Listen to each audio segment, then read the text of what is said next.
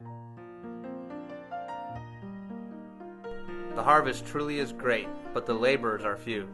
Pray ye therefore the Lord of the harvest, that he would send forth laborers into his harvest. How can one missionary reap the harvest throughout the whole world?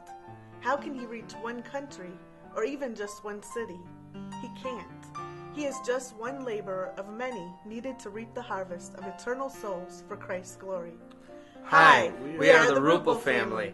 We thank God for allowing us to work in the harvest field of Cambodia since 1996.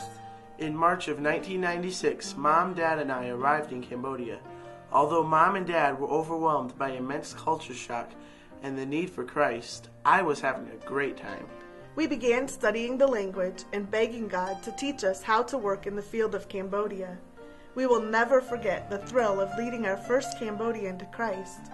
We had our first baptism service in May of 1997, and New Hope Baptist Church was born.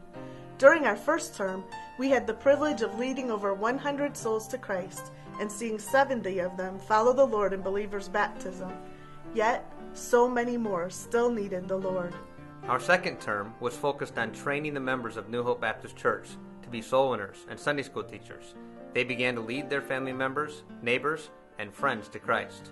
Although the work each of these people did was just a small part of God's vast harvest field, He was bringing together a team of dedicated national workers willing to make a difference in their needy country.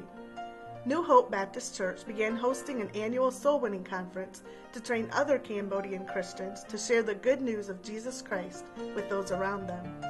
Rodney started a Bible Institute with the goal of training men to go out to sow, plant, and reap a harvest in other cities and villages. 3 village ministries were started and led by men from our Phnom Penh church.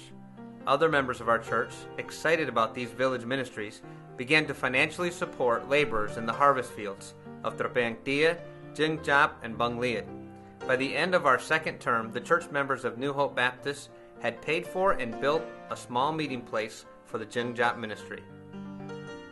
When we returned to the United States for our second furlough, we left behind a team of Cambodian nationals that loved the Lord and continued to serve Him in our absence. Sakan pastored the church while others continued to teach their Sunday school classes. Together, they continued to share the gospel of Jesus Christ. The number of men in our little Bible Institute continues to grow. Rodney is working hard at preparing materials that will make the Institute reproducible. Bro, one of our young men, has used these materials to start an institute in the church where God has led him to serve. In 2007, New Hope Baptist Church began hosting annual seminars on both parenting and marriage.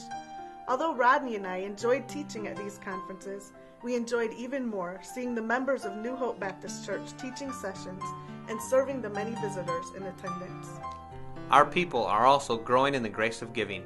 They purchased land in Bung Liat village in 2006, and then they saved money until they could build a small meeting place on that land in 2007. The same year, we asked our people to make a 4-year financial commitment towards buying land for their own church building in Phnom Penh. Price of land is outrageous, and most of our people only make between $50 and $200 per month. Their giving has exceeded their commitment of $6,000.